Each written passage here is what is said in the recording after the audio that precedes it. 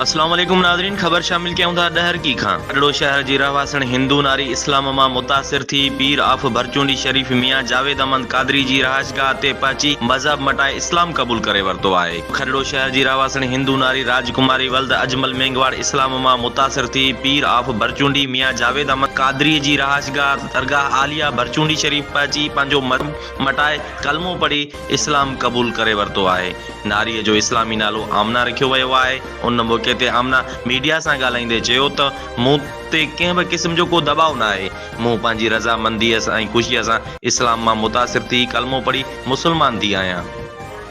सल्लल्लाहु मुहम्मद रसूलुल्लाह सल्लल्लाहु अलैहि